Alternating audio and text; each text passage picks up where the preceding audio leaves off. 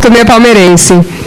Olha, eu tenho também, governador, antes da gente falar um pouquinho com eles, eu tenho uma amiga minha que sofreu um acidente muito importante. Ela era, inclusive, olha, gente, olha que coincidência, ela estudava comigo no Rio de Janeiro, nós estudávamos juntas, ela era modelo e ela teve um acidente absurdo e ela ficou tetraplégica por anos. Depois ela começou... Aliás, eu não vou contar porque é uma história tão emocionante que eu deixo que ela vai contar para vocês.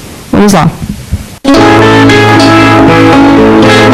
A personagem Luciana, interpretada pela atriz Aline Moraes na novela Viver a Vida, emocionou os telespectadores ao descobrir que ficaria tetraplégica. Eu acho que a Aline é uma fantástica atriz. Ela realmente, para uma pessoa que não teve a experiência, ela foi muito bem. A emoção foi muito bem descrita por ela, foi colocada muito bem, porque aquele grito que ela deu, as coisas que ela falou, é o que você faz por dentro, de certa forma, né? Você pensar, eu sou prisioneira do meu corpo, tudo que eu tenho para fazer, para agir, para estar preso dentro de mim, a única coisa que você pode mover são os seus olhos, e você não se dá conta que o seu ângulo de visão, na verdade, é extremamente pequeno quando você não pode virar a cabeça para os lados.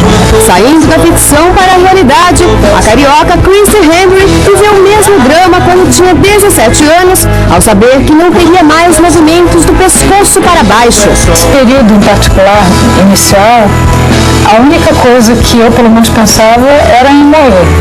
Eu lembro de ter pedido para um amigo meu, falando, olha, se eu for ficar assim, desliga tudo, apaga, me dá uma injeção, faz qualquer coisa, porque eu não quero ficar assim. A primeira instância que você pensa na morte. Primeiro dia que eu estava no hospital, que eu não conseguia mais me mexer, só o que eu queria era morrer. Cristo, na época você era modelo, trabalhava com imagem, como é que foi isso? Isso eu acho que agravou, foi um pouco complicado, até porque estranhamente eu era uma modelo que não gostava de ser olhada, né? Quando eu estava trabalhando, eu fazia um papel, não era eu. Eu fazia o papel de outra pessoa com outras características. Então, quando eu fiquei nessa situação, eu realmente me senti observada. Em novembro de 1986, Chrissy estava saindo de um shopping center no Rio de Janeiro, quando uma porta despencou e atingiu sua cabeça. Eu sentia ao redor da boca tudo latejando, as pontas dos dedos das mãos e dos pés também latejando.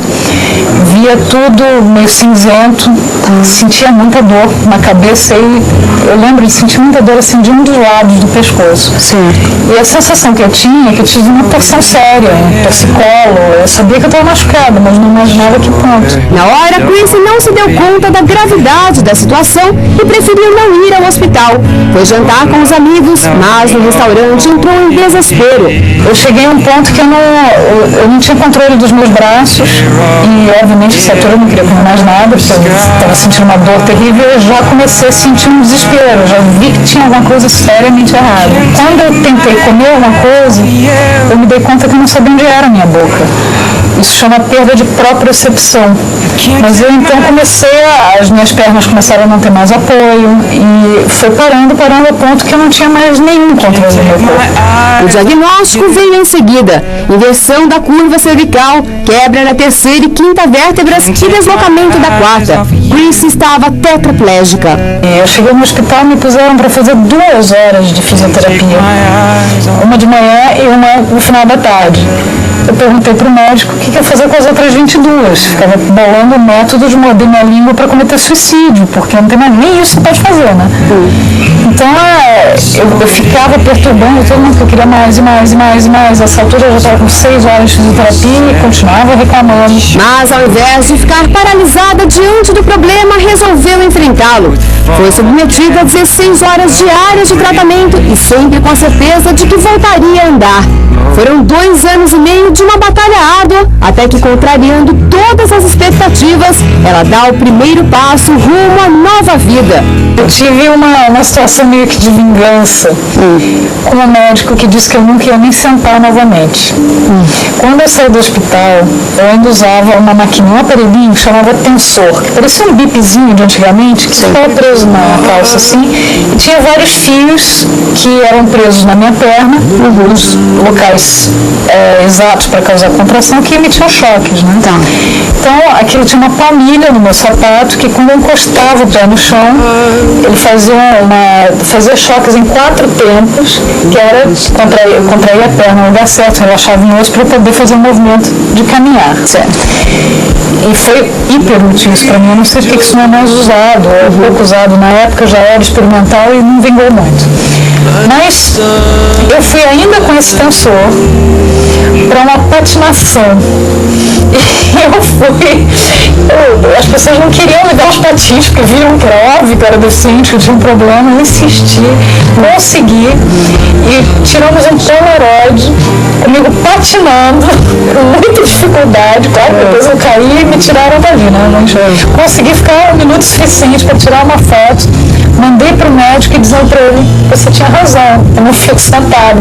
Mas a luta de Christy não parou por aí e sua coragem foi colocada à prova novamente em 2004. Ela descobriu que estava com câncer de mama. Teve que mostrar mais uma vez que era forte.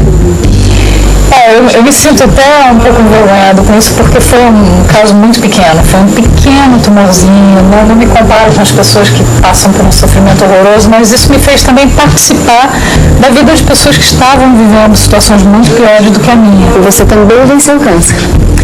A gente vai fazendo o que pode, né?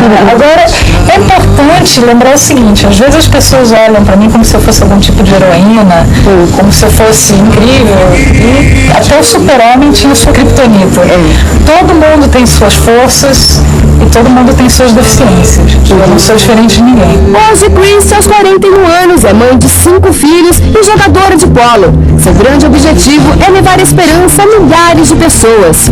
Acho que o ponto principal de quem está passando por uma situação de deficiência nova, né, não alguém que nasceu com uma deficiência, é começar a entender que não tem que ter vergonha. A gente se sente, eu não sei porquê, eu senti uma vergonha pavorosa. Pavorosa. Teve até um amigo que estava falando: fica todo mundo olhando, dá vontade de falar o que é. E eu falei: mas se eu parar para pensar que talvez as pessoas estejam olhando para você porque você é bonito, e não porque você tem um cabelo errado. Caroline Marques também é protagonista de uma história de luta e superação. Ao contrário de Christy, ela começou a carreira de modelo depois de ter ficado paraplégica. Faz 2 anos que eu me tornei modelo e faço vários trabalhos, desfilo, sou modelo fotográfica, faço sites. É um mundo maravilhoso onde que eu entrei, e foi após o meu acidente que eu me tornei modelo. Eu estava voltando com a minha família de férias, e aí eu sofri um acidente onde eu perdi meu pai e eu fiquei paraplégica, fraturei 2 vértebras. Mas faço tudo que uma pessoa normal faz: eu estudo, trabalho, passeio, faço natação, viajo. Sou uma pessoa normal, apenas tem um detalhe de eu estar na cadeira de roda, mas isso não me impede de fazer nada.